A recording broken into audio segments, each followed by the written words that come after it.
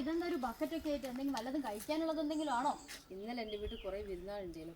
അപ്പോൾ അവർ കഴിച്ചതിൻ്റെ ഫുഡിൻ്റെ വേസ്റ്റൊക്കെ ഞാൻ അവിടെ കളയാൻ വന്നത്. അയ്യോ, ഫുഡ് വേസ്റ്റ് ഈ പറമ്പിലാണോ കളയുന്നത്? അതെ. അങ്ങനെ കളയരുത് നാനോടെ. വെറുതെ അല്ല ഇവിടെ നായ്ക്കളും പൂച്ചകളും കാക്കേന്റെ എല്ലാം ബഹള. എന്തൊരു ബഹളാന്നറിയോ? നിങ്ങളൊക്കെ ഇങ്ങനെ വേസ്റ്റ് ഇടുന്നതല്ലേ. പിന്നെ അത് മാത്രമല്ല, സ്മെല്ലും ഭയങ്കര സ്മെല്ലാണ്. അപ്പോൾ ഇതിങ്ങനെ ഇട്ട് കഴിഞ്ഞാൽ പ്രകൃതിക്കും ദോഷമാണ്, അതുപോലെ തന്നെ നമ്മുടെ മനുഷ്യർക്കും ദോഷമാണ്. അതൊന്നും നിനക്കറിയില്ല? ഇല്ല, പ്ലാസ്റ്റിക് ആയിക്കണേ ഹരിത കർമ്മസേന അവർക്ക് കൊടുക്കേന്. പക്ഷെ ഇത് ഫുഡ് ഐറ്റംസ് പിന്നെ എന്ത് ചെയ്യാനാ? ഇവിടെ കളയാനൊക്കെ നമുക്ക് ചെയ്യാൻ നിന്റെ വീട്ടിൽ സൗകര്യമില്ലേ? ഇല്ല, എനിക്ക് കുറച്ച് സ്ഥലമേ ഉള്ളൂ, വീടും പിന്നെ അത് കഴിഞ്ഞാൽ പിന്നെ മുറ്റം. പിന്നെ ഇത് കളയാനുള്ള സ്ഥലം അവിടെ ഇല്ല. ഇപ്പോൾ ഇന്നത്തെ കാലത്ത് എന്തെല്ലാം മാർഗങ്ങളുണ്ട് ഈ ഫുഡ് വേസ്റ്റ് ഒക്കെ ഇല്ലാതാക്കാൻ വേണ്ടിയിട്ട്, അല്ലെങ്കിൽ ഫുഡ് വേസ്റ്റ് ഒക്കെ ശരിയായ രീതിയിൽ ഇതാക്കാൻ വേണ്ടിയിട്ട് ധാരാളം സംവിധാനങ്ങളുണ്ട്. റിംഗ് കമ്പോസ്റ്റ് ഒക്കെ നല്ല ഉദാഹരണമാണ്.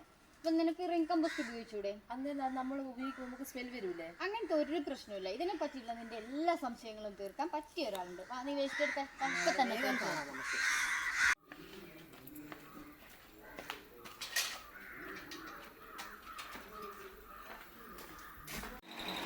ഇതെന്താ രണ്ടുപേരും കൂടി ബക്കറ്റിൽ എന്താ എന്തായാലും കഴിക്കാനുള്ളതാ? കഴിക്കാനുള്ളതൊന്നല്ല ചേച്ചി, ഇത് കുറച്ച് വേസ്റ്റാ. ഇവിടുത്തെ റിംഗ് കമ്പോസ്റ്റിലൊന്ന് ഇടാൻ വേണ്ടിയിട്ടാ. അപ്പം ആ റിംഗ് കമ്പോസ്റ്റിന്റെ പ്രവർത്തനത്തെ കുറിച്ച് ചേച്ചി ഒന്ന് പറഞ്ഞു തരുമോ? ഓ, അതിനാണോ? അതിനെന്താ അങ്ങോട്ടാ, അവിടെ പോയിട്ട് എന്നാ നമുക്ക് അങ്ങോട്ടേക്ക് പോകും. ഇതാട്ടോ റിംഗ് കമ്പോസ്റ്റ്. ഇത് ഒന്നാമത്തെ ബിന്ന്, ഇത് രണ്ടാമത്തെ ബിന്ന്. അപ്പം ഈ ഇതിലാണ് നമുക്കിപ്പം നിങ്ങൾ കൊണ്ടുവന്ന ഈ വേസ്റ്റ് ഇടാനുള്ളത്. ഈ വേസ്റ്റ് നമ്മൾ ഇങ്ങനെ അങ്ങോട്ട് ഇടുക. ഇങ്ങനെ അങ്ങോട്ട് ഈ വേസ്റ്റ് ഇട്ട് കഴിഞ്ഞ് ഈ വേസ്റ്റ് അങ്ങോട്ട് ഇങ്ങനെ മാറ്റി. ഇനോക്കുലം ഉണ്ടായിരുന്നല്ലോ, ഇതാ ഇനോക്കുലം. ഇത് നമ്മൾ കുറച്ച് ഇനോക്കുലം ഇട്ട് കൊടുത്തു കഴിഞ്ഞാൽ ഇതിനകത്ത് പുഴുവോ സ്മെല്ലോ ഒന്നും വരാതിരിക്കാൻ നമ്മൾ ഇങ്ങനെ കുറച്ച് ഇനോക്കുലം അങ്ങോട്ട് ഇടുക. അല്ല, ഇതിപ്പോ നമ്മൾ ഇട്ട് കഴിഞ്ഞിട്ട് അതേപോലെ മൂടി വെക്കുവാണ്. എന്നിട്ട് ഇങ്ങനെ ഇട്ട് നമ്മൾ നിറഞ്ഞു കഴിയുമ്പം അങ്ങനെ എടുക്കാറായ ഒരു റിങ്ങാണിത്. ഇത് ഞാൻ കാണിച്ചു തരാം.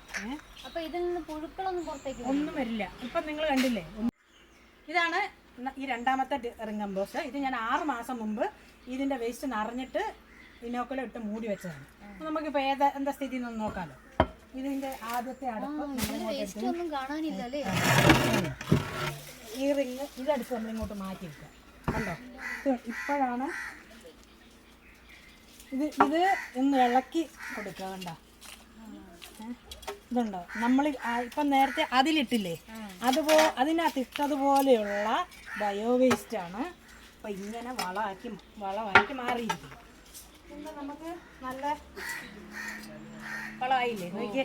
അതെ, വെള്ളത്തിന്റെ അങ്ങനത്തെ ഒരു അംശമില്ല. ഇതുണ്ടോ, നല്ല വളമായിട്ടുണ്ട്. ഈ വളം നമുക്ക് പച്ചക്കറികൾക്കെല്ലാം ഉപയോഗിക്കാം. നമുക്ക് കൈ കൊണ്ട് വാരുന്നതിനും കുഴപ്പമില്ല. കണ്ടോ, ഒരു വൃത്തികേടോ മണോ ഒന്നുമില്ലല്ലോ, ഇല്ലേ? അപ്പം ഇതുപോലെ നമുക്ക് വളമാക്കി എടുക്കാൻ പറ്റും നമ്മളെ ഈ വലിച്ചെറിയുന്ന ജൈവ മാലിന്യങ്ങൾ. അപ്പം ഇങ്ങനെ ആക്കി മാറ്റണം. അപ്പം നമുക്ക് പിന്നെ ഈ വലിച്ചെറിയൽ ഒഴിവാക്കി ഇങ്ങനെ നമ്മൾ വളമാക്കിയാൽ ഇത് നമുക്ക് ഒന്നാമത്തെ ഇത് നമുക്ക് ഈ ബയോ വേസ്റ്റ് എങ്ങനെ കളയണം എന്നുള്ളതിൻ്റെ പ്രശ്നത്തിനൊരു പരിഹാരം. രണ്ടാമത് കൃഷി, പച്ചക്കറി